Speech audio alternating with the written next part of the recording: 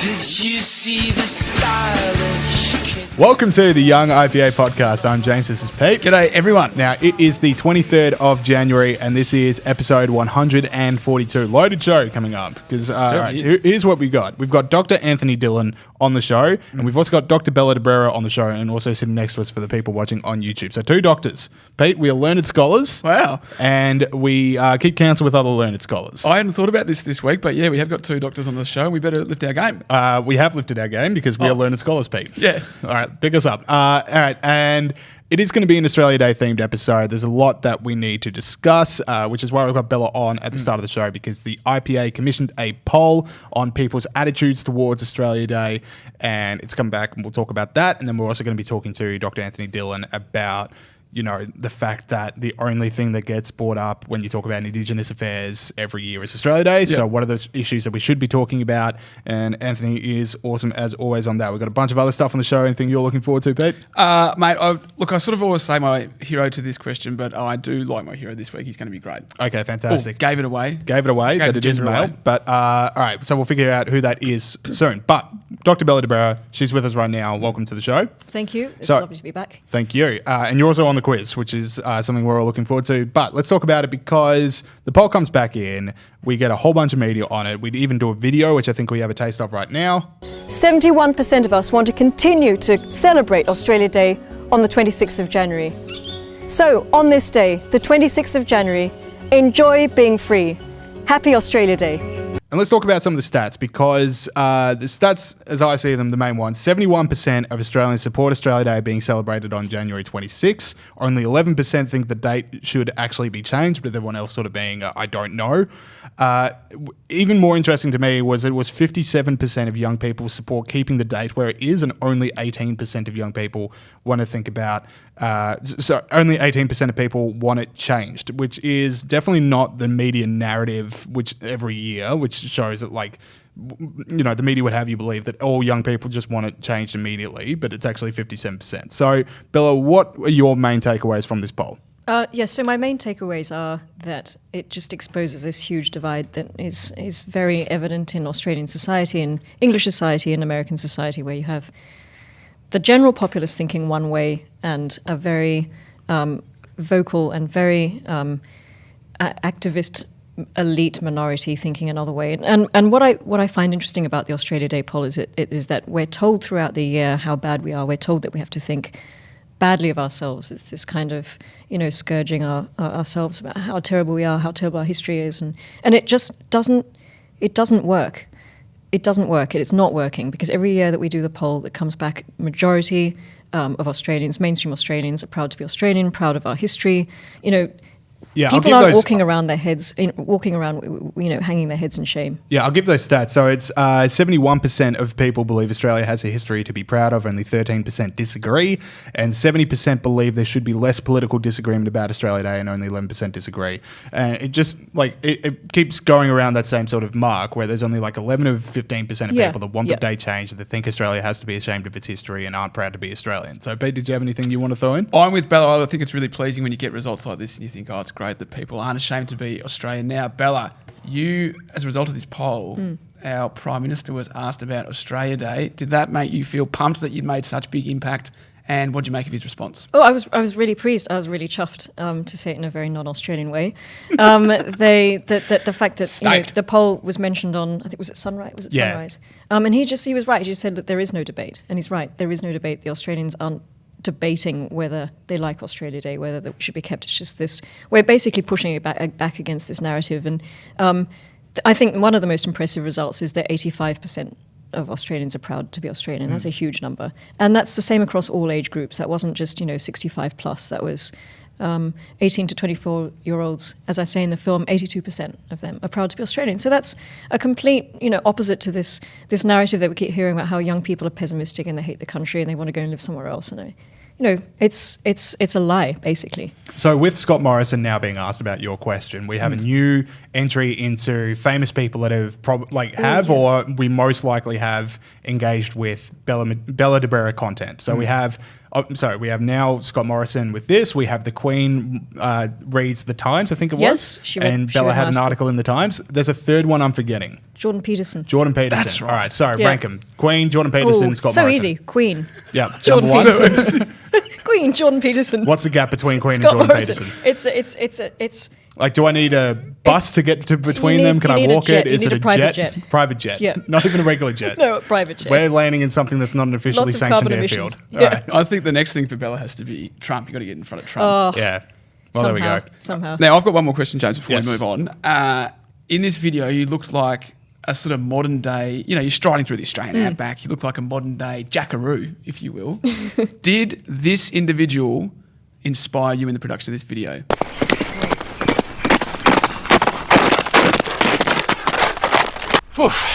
G'day, I'm Russell Coight and this is my backyard, the Aussie Outback. He's been my hero for a long time. I can tell. The amount of meetings that have to be delayed because Bella's got to catch up on the Russell Coight adventures. Yeah.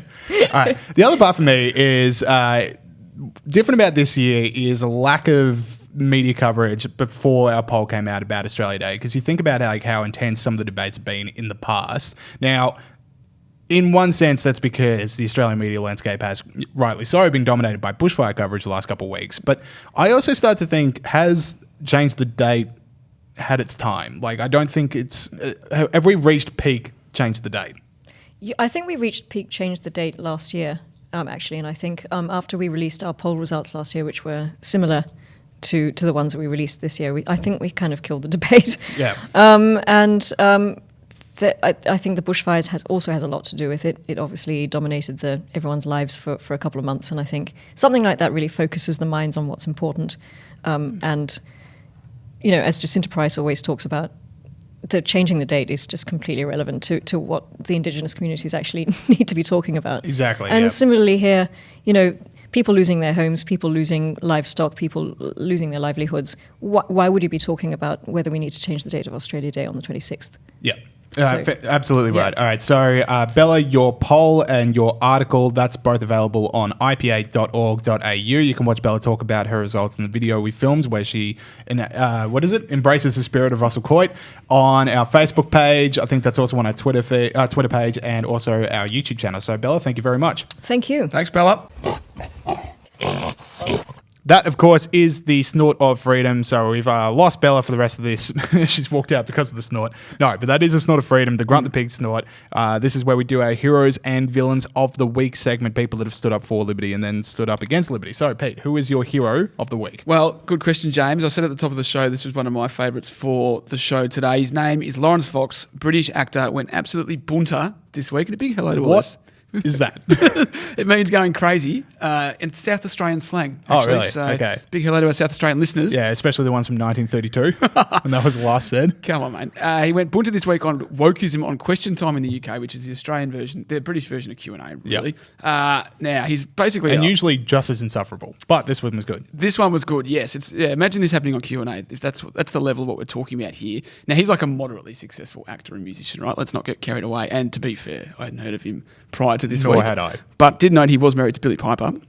Now, let's be really... No, sorry, I'm starting to read the quote now. Oh, sorry, I've got a clip for it. Obviously, as an actor, you have to fly Yeah, all over the place. Yeah, the carbon footprint's huge, but we make up for it by preaching to everyone how they should change their So, yeah, fantastic stuff there about climate change from Laurence Fox. Now, he went on to have an exchange with someone in the audience about institutional racism. This woman was trying to say, she turned out to be an academic. She was saying that Meghan Markle got the boot because of racism. He said that's not true. England's one of the most...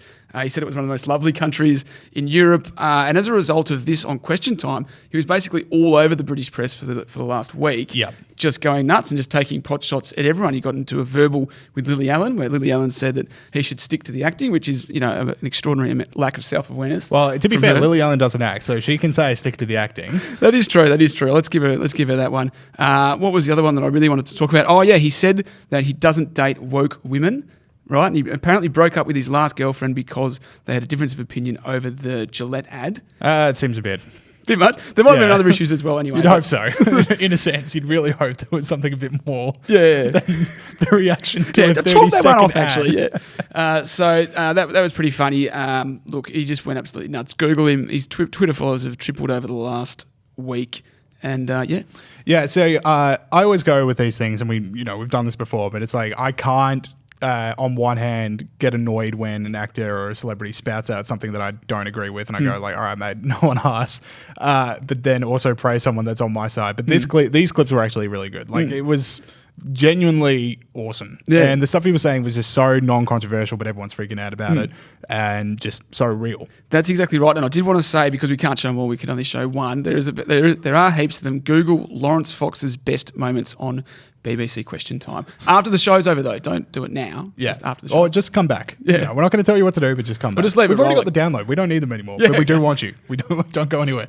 All right. My hero this week is Grace Jones. Now, the Wiggles, they were having this is a non-political one. So the Wiggles were having a bushfire relief benefit gig. They got the whole old band back together. They haven't, been on stage together for a while, especially not as the Sunday morning show, I guess. But anyway, I was a big Wiggles fan when I was a kid, and they were having the show, and Greg, the yellow Wiggle, the staple of many a childhood out there, had a cardiac arrest. And Grace Jones, who is a 23-year-old nurse, well, I'll let her explain it. And then someone handed me the defibrillator. I got someone else to take over doing CPR, and I attached the defibrillator to him. And then we shocked him. She was working on, from the article here, so she worked on Page for 20 minutes before paramedics arrived. Are you serious? Saved his life. They said because there were so few defibrillators around. I don't know how to say that name. So, well done, Grace Jones, for not only knowing what that is, but also being able to use it. There's usually a 6% chance of survival in Australia. And so because she was there, because she was so calm, and, I don't want to live in a world without the yellow Wiggle. That is my hero of the week. Grace Jones said, "I don't think of myself as a hero. You are a hero. Definitely You're my hero. hero of the week." Well done, Grace. On you, Grace. That's fantastic stuff. Now, you are a big fan of the Wiggles as a child, as you said, I was. James. My fun fact is when I was living in Hong Kong, I went to a Wiggles gig where there were only about 80 people in the crowd. And for people that are of my age, they will know how rare that is as a ticket. That is quite something. 80, that's pretty good. Yep. Tell me your own. Must have been quite a thrill for you, James. It was. Something to say? Oh, yeah, you told that to me during the week, and as this big story, and I was sort of I thought that all their gigs had 80 people, but apparently that's really good. Thousands, so Pete. Congratulations, Thousands. James. Yeah. I know you missed the Wiggles, but trust me, it's a staple of childhood. All right, let's go over to Villains of the Week. So for people that have stood against everything that Grunt the Pig stands for. Exactly right. Well, I've got this week Deloitte Access Economics. They do a quarterly business outlook, so that sounds boring. You're losing me.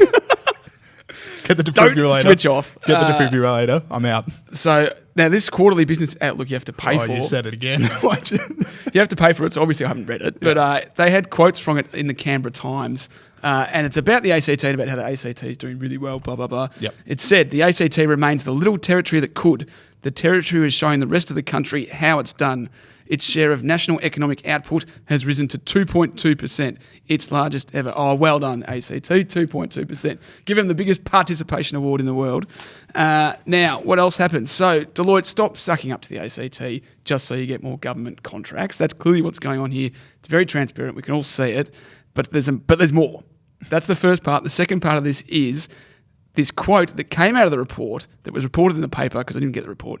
This isn't a major downturn. Population growth is too strong for that, and house prices never did the pump and dump seen in Sydney or Melbourne.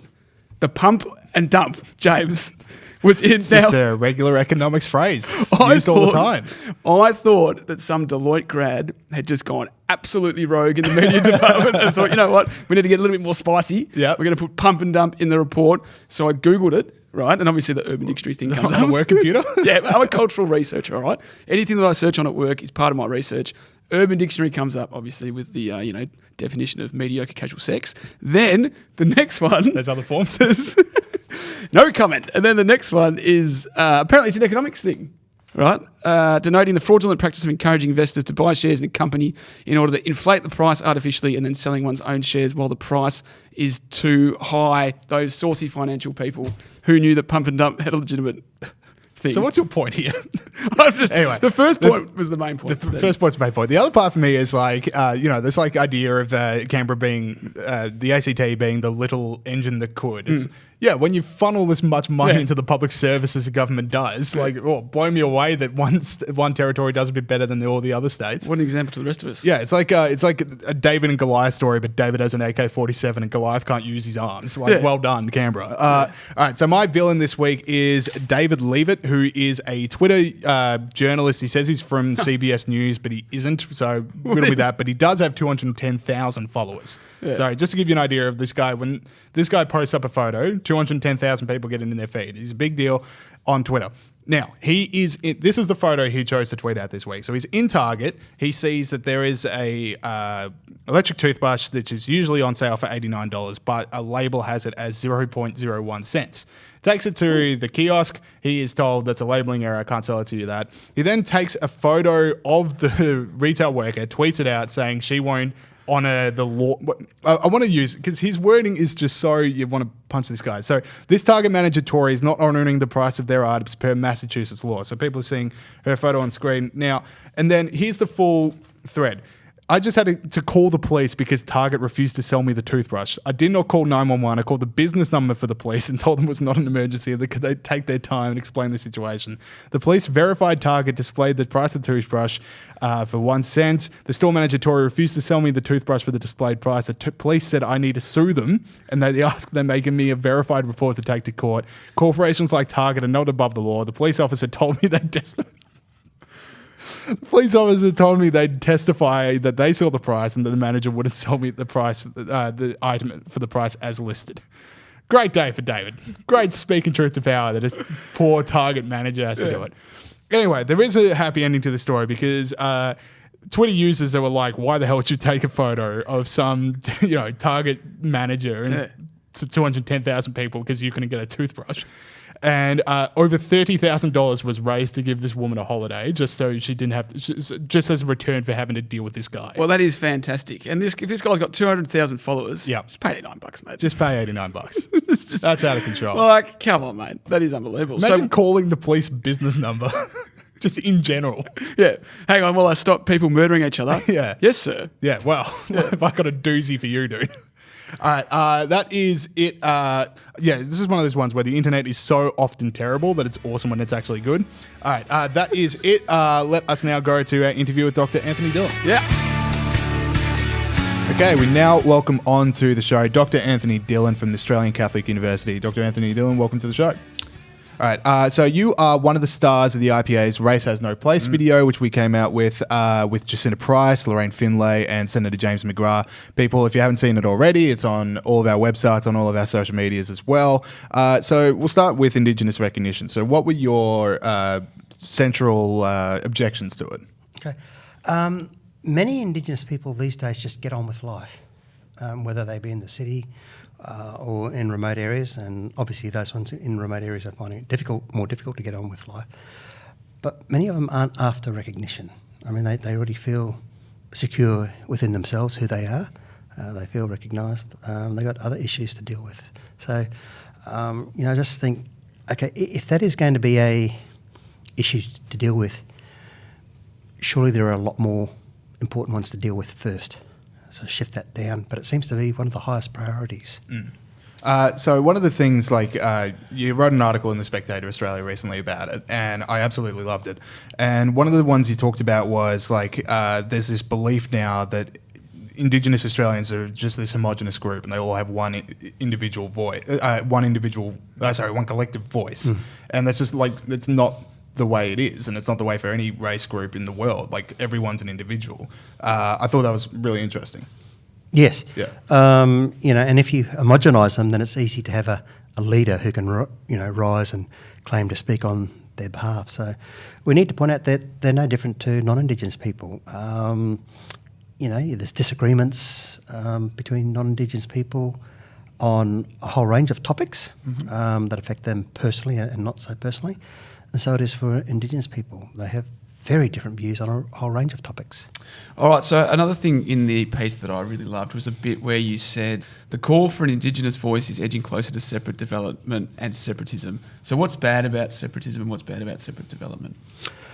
I think I gave another quote there. There was a physicist David Bohm, who said, all problems stem from the belief in, separateness between individuals. The good book says a house divided against itself cannot stand. So, yes, I respect and promote individuality, but, collectively we need to not have this group and that group, or at least not make them so strong. It's great to have a men's group and a women's group and a group for older people and a group for younger people, but it shouldn't become such a strong division where each group is then almost seen as a separate species. So, if you could sum up my beliefs, my thinking in one sentence, it's something I always come back to. With regard to Aboriginal and non-Aboriginal people, the commonalities between them far outweigh the differences. And the differences should only be considered and addressed after first accepting and understanding that the commonalities far outweigh the differences. Yeah, another thing with Indigenous recognition, I think, which is if the theory is that like Aboriginal people aren't getting enough representation in Australian Parliament when it's like one vote for an Aboriginal person and one vote for a white person, that's why you need the Indigenous Voice Department. But doesn't saying that we need an extra voice sort of infantilise Aboriginal Australians as well? It's sort of like, you need more help. You can't make your own way in things. Yeah, look, where I live in Sydney, in my suburb, the local member there, she represents me. Okay, now she's able to represent me even though she's female. She's able to represent me even though she's a different age group to me. I better say she knows who she is. She's younger than me. She's able to represent me even though she's not Indigenous. So I assume she's doing the job well because she's competent at it, not because she ticks some identity boxes. Right, and with the Race Has No Place video, now that bounced all around the country. It was very popular. It was a great video. As James said, you were one of the stars of the show. So as a response to that, we had Ken Wyatt, the Indigenous Minister, say that we're engaging in bigotry, as in the IPA, for making that video. How did that make you feel as an Indigenous person putting your point of view about this thing, the Indigenous Minister saying that? Yeah, no, look, it wasn't bigotry, and I admire Ken. And this is a great example of where Ken has a different view to me. We both have Indigenous ancestry, and we're disagreeing. But I admire the guy greatly, and so all I can say is, Ken, I disagree with you on that matter. But I'm sure he and I are in greater agreement on the more important issues. But no, it wasn't bigotry or racist or anything. Yeah, so that's the thing about this debate is that Ken Wyatt is a great guy and he's doing a lot of great work for Aboriginal Australians. Yeah, but then, and when people always say, "Oh, he's a great Indigenous man," how about he's just a great man? Yeah, exactly. I mean, he used to be a teacher. He's been in the dirt. Great bloke. Yeah, and then this debate comes along and suddenly one side is bigots. It just feels like there's a level of respect that we're losing when this debate gets so toxic. Look, I think what might happen is it is so easy for a video like that, which was basically sound, good message, that it does get picked up by some idiots. You get some idiots who will then run with it and distort it. Yeah. And they could give it a bad name, but the actual video, the content itself, was fine. Now, another piece of your piece, which I loved, was the bit when you talked about there's a lot of Indigenous people in this country that are actually thriving, and they managed to do that without a voice. Maybe we should look to how those people did that to help other Indigenous people that aren't thriving. So, how are Indigenous people thriving, and why are they thriving, and what should we take from that? Okay. Very simply, there's three things that come to mind. The obvious ones, okay? Employment. Yep. So they're in places where there is employment opportunities. Education. So the kids are being educated. And third, this is so typical of my case too, great role models. So I had great Indigenous role models in my family. And so for all those who are, and there's always exceptions, but generally speaking, those who are doing really well, they've got a job, they've been educated, and they've got great models, great role models to look to. Why don't you tell us about a few of your role models? Yeah. Oh, okay. Just all my father's family. Mm-hmm. For example, my father himself, Australia's first Aboriginal police officer. Not a title that he played up greatly, but it is what it is. And and you can check it out, but his achievements in the Queensland Police Force are amazing. other people like Best Price, you know. Again, another person at the front line who tells it how it is. And then there's just many other quiet achievers, like particularly in my father's family, my uncles and aunties and my grandparents, especially my grandmother, just, you know, a full-blooded Aboriginal woman. I know that is not an offensive term to those who want to take offence at it. Just the calmest woman you could ever meet. Just a very calm, simple, loving, caring person. So, you know, I don't have a temperament, wish I did, but it's something I'm aiming to try and have that total peace. People like Ken Wyatt, you know, who have done so well. And, you know, even some of those Indigenous leaders, they get called, who, you know, they're called leaders whom, you know, much of what they say I don't agree with. I still have a lot of respect for them. I think, okay, at least you've made it. You know, you've worked yourself into a position of influence, and I've got to respect that, even if I disagree with your views and arguments. I mean, like, I'm kind of the same way. Like, so many of my heroes and so many of my favourite artists and authors are complete socialists, but you can just respect them for so many other reasons than, like, those political views. Anyway, to bring it back to Indigenous recognition, like, the way that the media talks about Aboriginal affairs, like, there are only two topics that ever get brought up. It's either Indigenous recognition or, and we're releasing this closer to Australia Day, whether or not Australia Day should change. I don't know whether you want to talk about Australia Day itself, but, like, why are those two debates the ones that have caught the media's attention? Like, that's the only oxygen that ever gets put out. I guess it's they're convenient ones to talk about. They're a nice distraction from the unmentionables. Child abuse, violence in Aboriginal communities, you know, those sorts of things. We've all seen the images, and many people don't like to talk about those. So the other two, they're easy to talk about, and in a sense they're easy to do, much easier to do than tackle the issues of abuse, poverty, drunkenness, squalor, unclean. You don't have to leave a big city to make a difference. Exactly. You don't have to leave your computer social media account. Yes, exactly. You know, it's the same as when you get these keyboard warriors who just shout out, "Yeah, that's racist, and I oppose it." Oh, I feel so good now.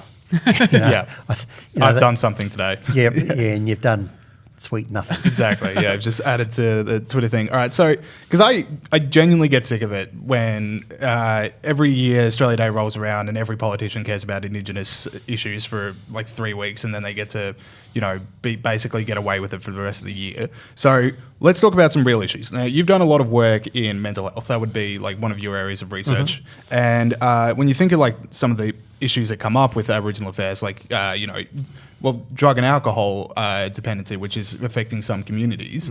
I mean, that is a mental health issue, and as it is for any race. So do you want to talk about like what are the central issues about mental health in Aboriginal Australians, and then maybe like what are the other big issues that are out there that we should be talking about? Okay, with regard to the mental health, there's two things that come to mind, and I've already touched on one of these before, jobs.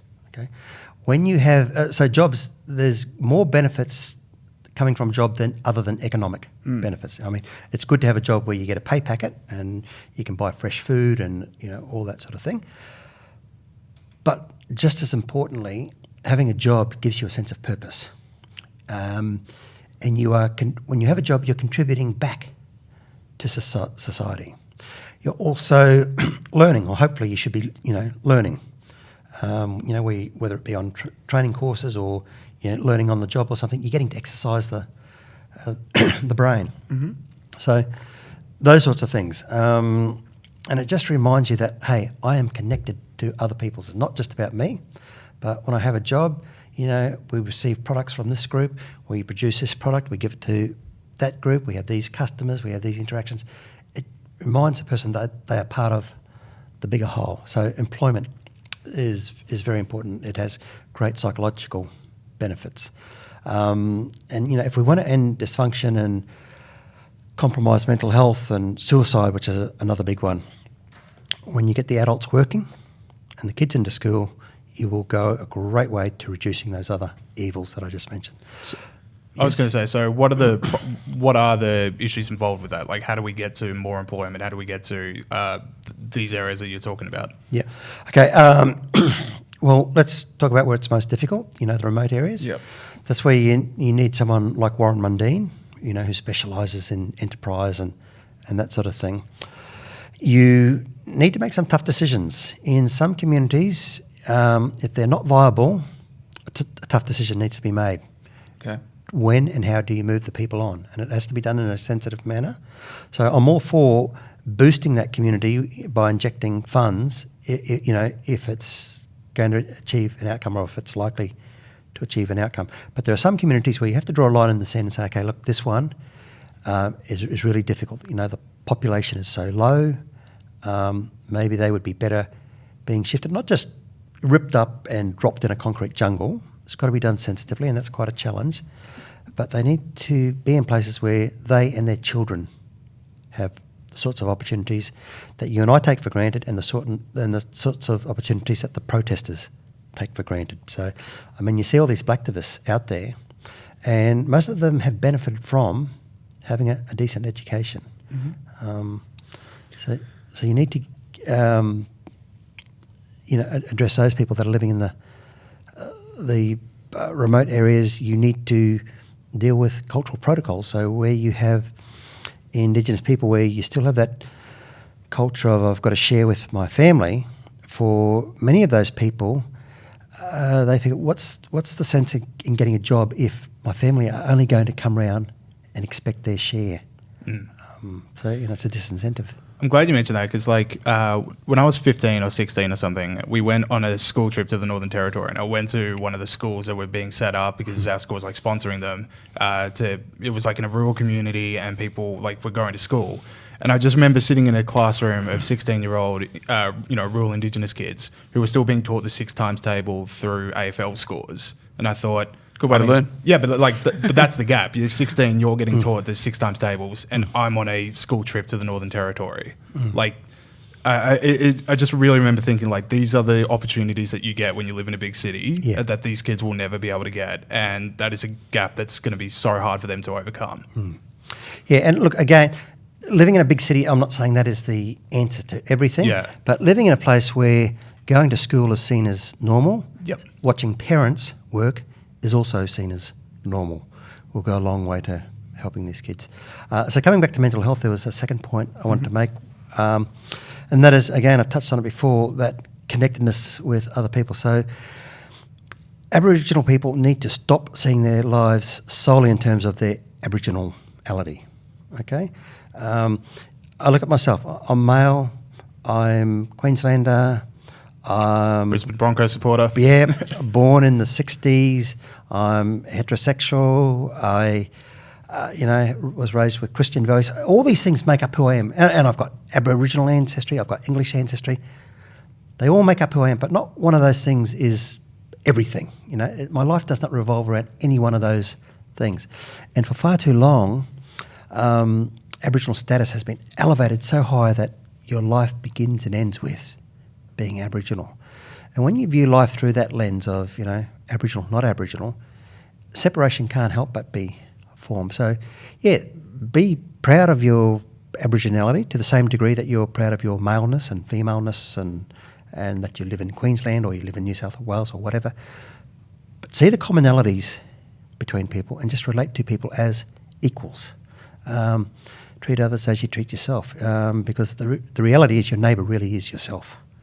That's right. right. I have one more question, and that is, so this is mainly for people who are watching on YouTube rather than listening, but Anthony's come in a Brisbane Broncos jersey, and I'm very glad that I'm not the only person that's ever worn a sports jersey on this program. I wore a Denver Nuggets jersey on the first day of the NBA season, so I don't know if you want to spend the last minute maybe trashing a rival or picking up the Brisbane Broncos season. No, I'll leave that to the expert. Dr. Anthony Dillon, thank you for joining us on the show. Thank you. Thank you very much. Okay, we've got another round of the quiz. Yeah. We have a very loaded up panel. We have Gideon wearing the crown from last week. Gideon, Director of Policy here. He's put the crown down, which is an interesting move. I would have It's up thought for grabs. for intimidatory purposes, I would have maybe worn it the whole way through. But to be honest, it doesn't fit over my headphones, and I can't be on my game if I'm balancing this crown on my head. You don't need to tell me twice about this thing struggling to fit on people's heads. We also have, fresh off the interview at the start of the show, Dr. Bella de Brera. Welcome back. Thank you. And, of course, as always, the Roof Seal, seal, the one-man trivia machine that is Peter Gregory. Where does the roof seal motif come from? I've never understood that. Well, it's a long story, but when I was younger, I climbed on a roof during a party. Oh, really? And, people don't forgive you for your sins. And Just the here I one? am. Just one roof? Just once or twice. I used to prank call the roof seal when I was a kid because the ads would come on late at night when you're sleeping in somebody's leave house or that whatever. seal alone. And That was you. No, I used to call up the roof seal and I'd say, I just want to report that my roof is fine and nothing needs to be done with it. No, I brought the house down. That's must the have loved Gideon that. Rosner That's why I School of started Comedy. Right comedy. there. All right. Oh, imagine a young Gideon Rosner doing that. Anyway. Okay, focus up. All right. Sorry, for people whose quiz this is and they're listening at home, this is the first time. It is 1 point for a correct answer, 1 point for an incorrect answer. We've got 9 Minus 1 questions point. and then a... What did I say? You just said 1 point again. Oh, Say whatever you want, you get a point. Say whatever you want. It's whose line is it anyway? Then we've got the Who Am I at the end. All right, sorry. Question 1 from our Australia Day poll. Now, I just think Bella... The one you're that Bella person- commissioned. Yeah, and then, Oh, I God. would have thought as Director of Policy that Gideon Rosner would be across this. Oh, you assume too much. All right, so from our Australia Day poll, what percentage of Bella. people... Oh, that is just a massive flex. Sorry, go Bella. Go on, 11%. is incorrect. Because the question is, from our Australia Day poll, what percentage of people want to keep Australia Day on January 26th? Gideon. 71%. That is correct. That is what you get for right. trying to be You should, trying really, to be too Bella, you clever. should really be more on I was top trying of to be this. too clever. You commissioned the research. Now, question 2, what percentage of people want to change the date? Bella. Bella. Have your point 11%. back. There we go. Back to zero. Back to zero. Can we All fact right. check that? Well that answer? done. All right. Sorry, question 3 now. The New South Wales Environment Minister caused a bit of a stir this week when he said that the Liberal Party were in disarray over climate change. Now, what's that guy's name? Gideon. Boy wonder Matt Keane. Matt Keane is correct. I had absolutely no idea who he was, and I did love He is the the Prime Minister. Scott Still do. Morrison. Yeah, the Scott Morrison quote. Like, I don't know if anyone in our cabinet knows who that is, but Gideon does. So, points to Gideon. Sounds like you got to be keen. Hi-oh. There will be no more quiz. More like Matt Green, am I There will right? be- there will be no more show. That is it. Let's ring the roof seal. Good lord. All right. Question 4. How many Australian Opens has Roger Federer Oh, won? who knows? Bella. Bella. Oh, gosh. 10. That is incorrect. Roof. Roof. Give us, I reckon, a nice half a dozen. That is correct. I 6. was only 4 off. All right. Just, the casual I'm a 4. sport agnostic. Sport agnostic. All right. Now, there's a town in Australia that is home to a giant statue of Donald Trump's head. Gideon. It's Ballarat now. It is correct. Ballarat. Yep. Any plans for a road trip up there, Well, Gideon? this is the thing that it was actually it's supposed to be a derisive piece of art that makes him look evil and all sorts of other things. I hope that it becomes like a holy pilgrimage place for like Trump fans to actually go and check out this enormous and you can actually sit inside Donald Trump's brain. I mean, who wouldn't want that experience? What do you reckon is in there though? Like not the No, statue. I've seen the think it's photos probably of just it. It's hollow. like it's flames of like the flames of hell. It's right. it's a bizarre piece of art, but as I said, I'd go and see it if I'm. Yeah, you could do better than that, I reckon. You could kick that off, Gideon. Yeah. Just head down Next there. time in regional Australia. Yeah, it's an IPA General Members event, the road trip. All right. Now, what is the name of the mysterious new virus Bella. coming out of... Coronavirus. Coronavirus is correct. Symptoms include being too relaxed in the summer. You can protect yourself by dogging the boys. He's been waiting all week to say that. I've said it about 25 times. Never gets old. All right. Question 7 or whatever we're up to. I've lost track. What has the Swedish public deemed the biggest... Climate change. Climate change is indeed the answer. The Swedish public called it the biggest waste of taxpayer money Quiet in Swedes. 2019. Good Quiet Swedes. Good on the Quiet Swedes. Swedes. Good on the Swedes. So Just not think like Greta our- Thunberg, if she's going to tell the whole world how to be, she really needs to start at home. And Do you get think Sweden she's just on going to side. go to the middle of Stockholm and just go, how dare you, how dare you, how dare you, dare you? to just random punters in the street? I mean, someone has to be told. All right, so score check. Bella is on 0, Gideon is on 4, and Pete is on 1. No, I'm Gideon not on is 0. I think you got 2 right, but you've also got 2 wrong. You had Roger Federer wrong, and you had the Okay. Australia Day first I'm on win. 0. I got so worried there. It's good. I got worried because I've lost the dunce hat. But anyway, Yes, lost it. we'll find that next week. All right, so question 8. Hillary Clinton said of this person, nobody likes them and nobody Gideon. wants to Bella. work with them. Bernie Gideon. Sanders. Bernie Sanders is correct. That is Well, a bit mate, rich. I game today. This is You great. I good? wish I was this good at my job. That is Don't a we bit all? rich coming Yeah. from Hillary Clinton, by the way. Yes. Well. Is she running? That's not a question on the quiz, but I will always kind of think in the back of my head, is she running? Can she? She can. She's leaving it a little She's bit late. leaving it very now. late, but Yeah. when you've got the I don't financial think backers is. I that she think- does. Yeah, well. All right. Last question before we get into the Who Am I. In which city did Trump overnight give his speech on Bella. Bella? Davos. Davos. Oh, yeah. That was a good one.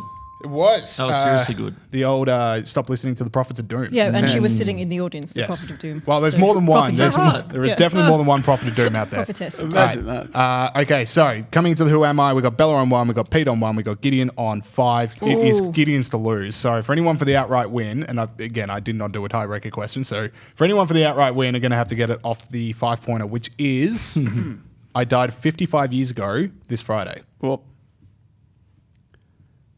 wonder who that could be. Let's think out loud. 2020 minus Wonder what's 55. 55 years ago. My maths is lousy. we're I'm all- gonna get 65. 965. Died. That is correct.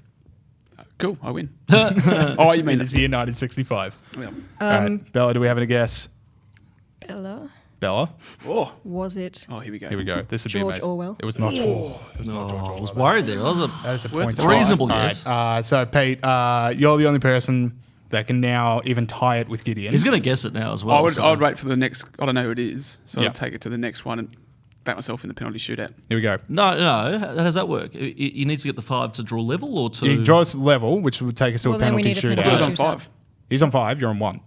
Yeah. Yes, so- if So I go the 4, next one. Oh, okay. Okay. Yeah, we're in furious agreement with each other as always. It's not. I was born in 1874 in the UK. It's hard to think of people in that time frame. Oh, well, You got a new one? I suspect I know who it is, but I'm not going to risk going backwards. That would be a very I'm smart playing decision. defensively. All right, sorry. So that's what I like about this game. It involves strategy Yes, as well as you got to trivia. outthink your opponent You as gotta- well you as the gotta- quiz you gotta master. work smart and hard. Because the second part's really easy. Yeah. All right, so Gideon is now officially returning champion. Well done. So for 3 points, I was a prisoner of war in the Boer War. Gideon. That is a mouthful. My guess is Winston Churchill. And you'd be correct. How could I not get that? Gideon with an 8. It's because I was watching The Crown last night. Yeah. Yeah, there we go. Gideon with an 8 is probably the highest score we've ever had, I want to say. It was around where a lot of people got a That's a very feather high in my score. cap. I got -1. Maybe. All right. Don't know, maybe. Thank you, Yeah. Pete. All right, Good sweet. job there, Gideon. So, Put your crown Gideon, back on. you can put the crown back on, as it definitely does not perfectly fit, but it does look good on you. I think you really. It's got a regal nature. It's got Thank a you. I regal might nature. just start wearing it around the office. Yeah, well, I'm not saying no. All right, sweet. We've got more show for you guys coming up after this. Okay, congratulations to Gideon for the quiz championship. Pete, sorry to miss out on pretty, it got close there at the end. Gideon's pretty good. All right, let's fly through 3 stories that have made us laugh this week. Now, this is, we haven't done this one for a while. We wanted to bring it back. We have brought it back, and we brought it back on a good one, if I may say. So this is a Q&A clap. Yep. Okay. Thank you. This is where we just, give someone who's given a blanket statement of just nothingness that would always get an applause on Q&A. We just want to make sure that they actually do get that Q&A clap, Yeah. because that's why people Well, that's they what deserve. people get up out of bed for. They want to be applauded by the Q&A audience. Absolutely. Now, this week we're giving the Q&A clap to the New York Times editorial board. They don't get enough pats on the back. They do not get enough pats on the back. So the New York Times editorial board endorsement of a Democratic candidate is actually a big deal in the Democratic race. Like if you can get the New York Times on board, it gets you a lot of press and it gets you a lot of like, oh, this is what the serious people want. All the candidates a few months ago sat down with the New York Times editorial board. They got questioned by them on record and off record, and then New York Times goes away and makes a decision. And then they come out. Now, every year, it has just been one person that they acknowledge. Yeah, forever. Now, forever. Yeah. It's just been like, this is our candidate. Except for this year. And I want you, Pete, Okay. to spot the similarity in the 2 people that they come up with. Yeah. It is Elizabeth Warren Okay, yeah, that's a and surprise. Amy Klobuchar. Oh, interesting. Now, what strikes you immediately? They both hate America. Rough? Because I was going to say, yeah, well, Rough. obviously, it's that they're both women. Yes. And that the reason Tulsi Gabbard didn't also get endorsed was because she doesn't hate America. Yeah, and well, she didn't go to the New York Times editorial board meeting, but Okay. yeah, so it's also that. But it's like, even if you wanted to, that like they don't even agree on policies. Like Klobuchar's a moderate, Warren is not. More radical. All these other things, they put it as if there was ever time to be open to new ideas, it is now. If there were ever a time to seek stability, now is it. So there's nothing more stable than having 2 presidents.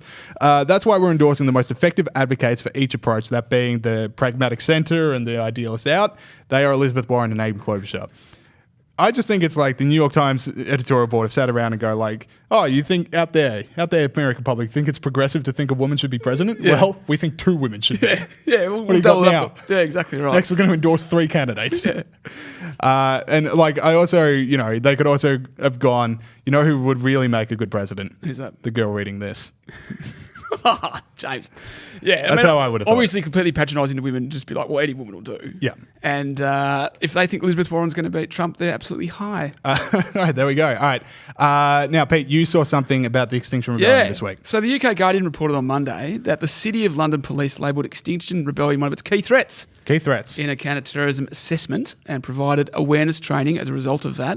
This included including them in anti-radicalisation materials alongside violent far-right groups and jihadist groups. Now, the City of London does not, they came out and said, we do not consider Extinction Rebellion to be a terrorist organisation. However, various teachers and other people that get that anti-radicalisation training have said, no, but you mentioned it in my training. Specifically.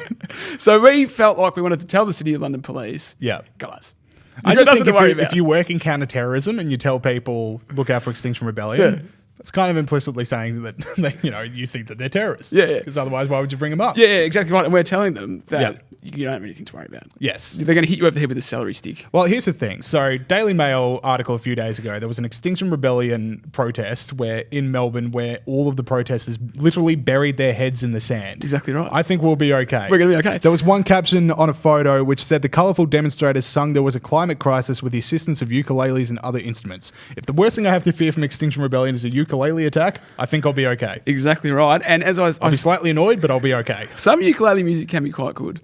Outside the state of Hawaii, no.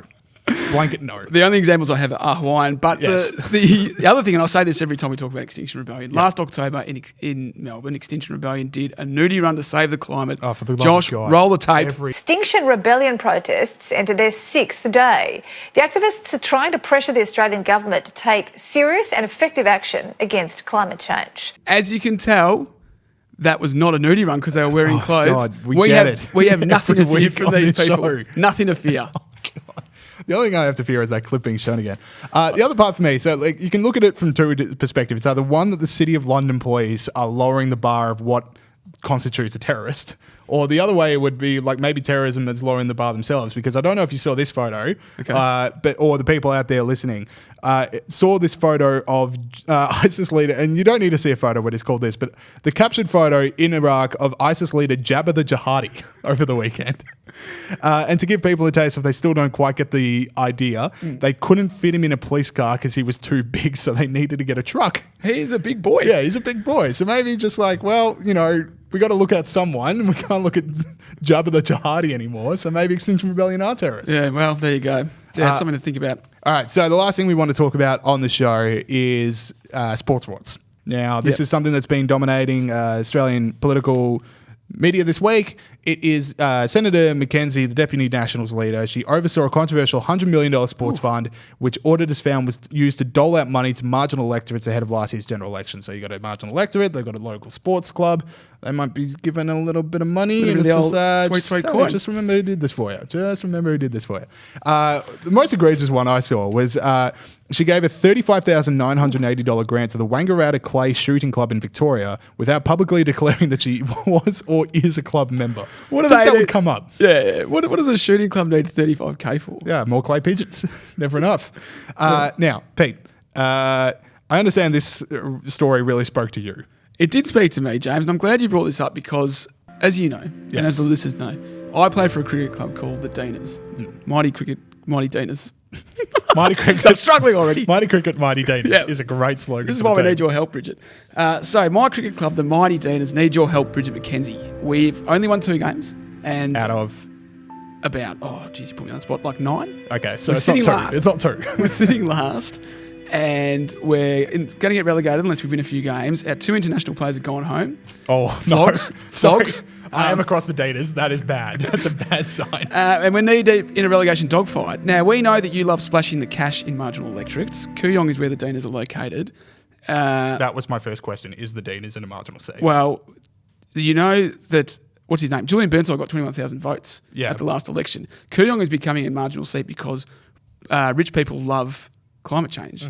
And woke rich people love nothing more than feeling good about themselves. But what they do love more than that, Bridget, is that they love awesome cricket facilities for Cecilia and little Herbert. And they love giving money to get a brand new bar called the Bridget McKenzie Bar. Bridge for short. Bridge for short. Now, I know you like only giving money to sports clubs. Is the thing holding back the Dean is the lack of a bar? No, we've got a bar.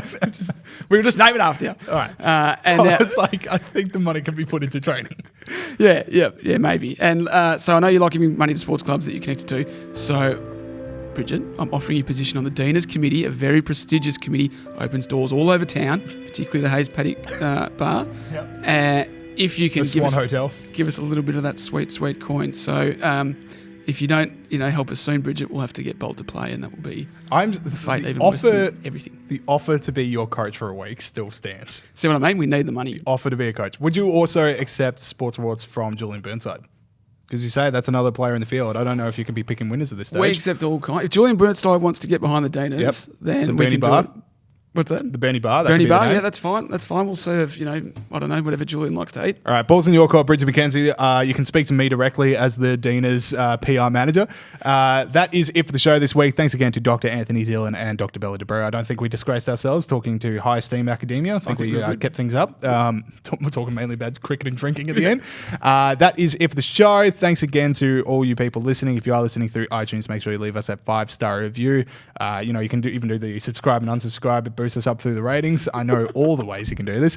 And we're also available on YouTube and Facebook, so I'm waving to the people on there. So if you do prefer the podcast through there, if you know people who would like the show and they would prefer their podcast through that, make sure you're letting them know about it. If I miss anything? No, that's it. I expect to say thanks to Josh. Saul's away on leave at the moment, so thanks, Josh, for helping us out. Thank you, Josh. All right, see you guys next week. See ya.